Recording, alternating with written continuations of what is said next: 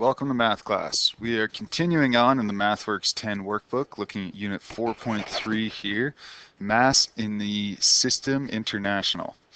I've just been calling it the metric system for years. I don't know if that's still okay or not, but we are working, or I guess we're converting back and forth between metric and imperial, so I'm assuming that's why they call it international. So we're going to go ahead and take a look at an example from the Build Your Skills section. So we're looking at question 1 in Build Your Skills, which is on page 196 in the workbook. We're going to take a look and see how this goes. So what we have is a loaded truck. So the truck has a mass of 2.6 tons. And there are 15 boxes that weigh 210 kilograms each. What they need to know is how much is the total weight in tons. Okay, so what we've got to do is, first of all, we've got to convert our small skids here into a total tonnage. So we have 15 of them. Each one is 210 kilograms, so we're going to go ahead and multiply those together.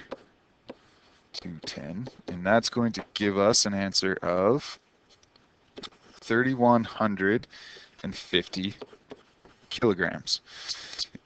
If we look on the previous page, we know that 1 ton is equal to 1,000 kilograms. So what I've got to do right now is I actually have to take this number and divide it by 1,000 in order to get tons. So 3,150 divided by 1,000 gives me 3.15 tons. I'm going to add that to my weight for my truck, and that gives me a final answer of 5.75 tons. Okay, pretty straightforward. So we're basically just converting back and forth between kilograms and tons. Very similar to what we just did with the pounds and ounces, only it should make a little bit more sense because we're actually working with base 10 counting, so it's a lot easier to work with the numbers. So give those couple questions a shot, and we're going to move on to question number 4 in this section, the Build Your Skills section. So we are converting now in between imperial and metric. So we have a recipe that has 180 grams of flour. Right, grams is metric, and they want to convert this into ounces.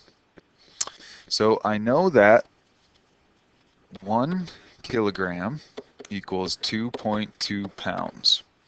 So what I'm going to do is I'm going to convert each of these into their sort of requisite smaller numbers. So 1 kilogram breaks down into 1,000 grams, and 2.2 pounds, there's 16 ounces in 1 pound.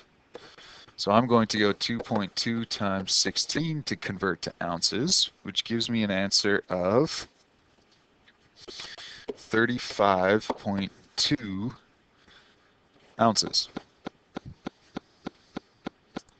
So what we're going to figure out here is I need to figure out what the cost of a single gram is. So I'm going to get rid of this 1,000. The way I do that, I'm going to divide by 1,000.